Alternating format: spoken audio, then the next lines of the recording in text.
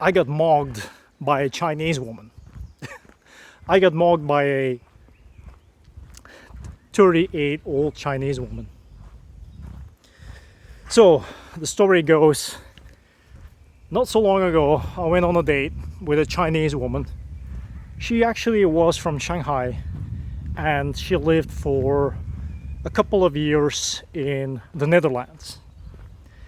And I decided to go on a date with her because I thought she was physically very attractive, and she seemed to be on the same level as me concerning her personality. So I was like, okay, let's give it a shot. So I traveled for 4 hours to the city of Amsterdam, and I was about half an hour too early, and I was just waiting, and I found my way to the lounge. It's kind of like this lounge environment, and I was sitting in the back so I could see her come in,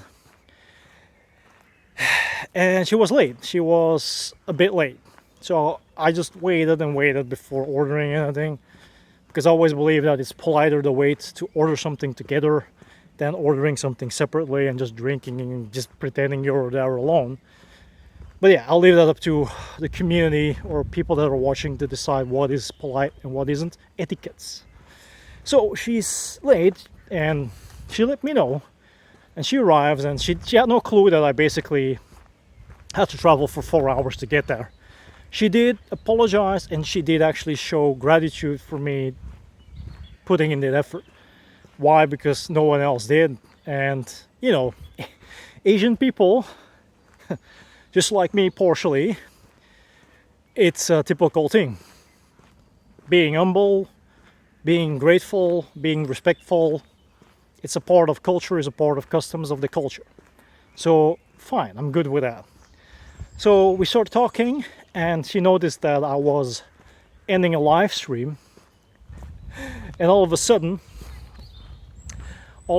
she she sees the YouTube icon, the YouTube logo, and she asks me, do you have a channel? Do you have a YouTube channel?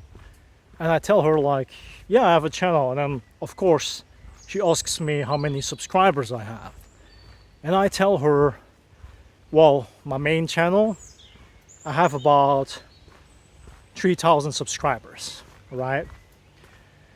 And yeah, you know, I'm just being honest, and I'm just being humble. I'm not, you know, flexing or bragging or anything, and just a small YouTube channel with a small community.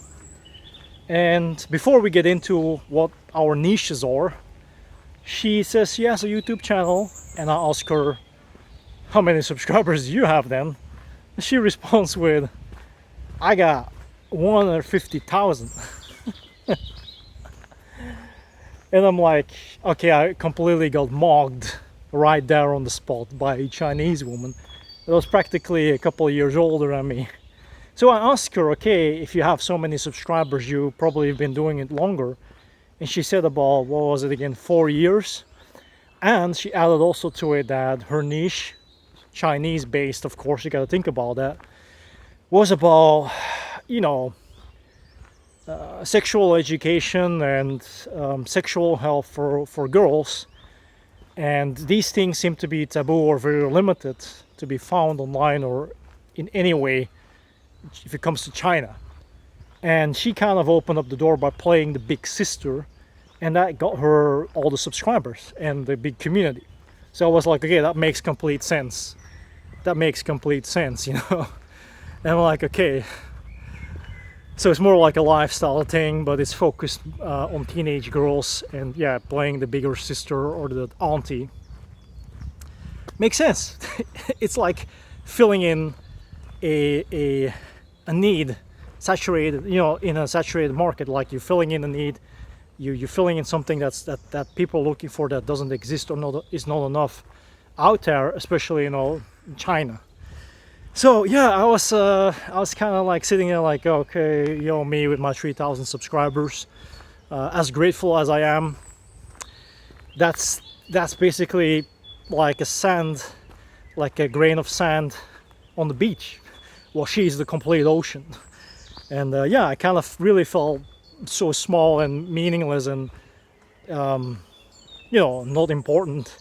And that's basically what happens when you compare online status, your online status. And I'm not upset about, I wasn't upset about it back then, but I kind of felt like, whatever I do or whatever I say lacks importance, because the community I have or the subscribers I have, it's not enough to make it valuable or meaningful. And yeah, I just got mugged. I got mugged by a Chinese woman. So yeah, that's the story. It's still something that plays a part, and I can laugh about it because I still think it was funny, because she wasn't really flexing. She didn't look like that. She said, the only thing she said before we split ways was that she was planning as a software engineer to retire at 40. So within 3 or years or so. I don't remember how many years, but she said something about 40. And I was like, okay, that's really good. That's good for you if you can do so. But she was very sure that she was able. And personally, after talking and hearing her speak, that she was a diehard feminist, that she only wanted a daughter. She wanted children, but specifically daughters or a daughter. She just wanted a physical representation and clone of herself, and all the things revolved around that. And with all the respect that I can muster from one individual to another, I didn't see myself being a part of her life. I mean, it could have worked out.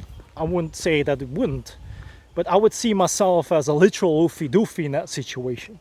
And yeah, okay, I can benefit from it, and I can upgrade myself, and I can actually benefit from that situation financially, socially, online. But that's not me. I'm not that type of person. I don't want to be in the shadow of another person that's more successful, but I also don't want to profit from someone's achievements, personal and private achievements. It's not something I want to do, and that's not something I'm interested in. So I was like, I personally think that, I told her, I personally think you should be with someone that's older than you, and you should be with someone that's equally established in society as you, that already has everything sorted out for themselves. And that would be better and healthier for you to be in a relationship with. Because apparently her past relationships were mainly, even if it was limited, were mainly with European guys, white guys. And I already could see in my mind what would work the best for her. It would be more realistic. But it was definitely not with me. Although I liked her, she had a good sense of humor. She had a good personality, but I didn't see myself being with her and producing a child. Also, I personally want a daughter as well. I didn't see myself doing that with her. So that was it. But that's the first time in my entire life that I got mugged by a Chinese woman.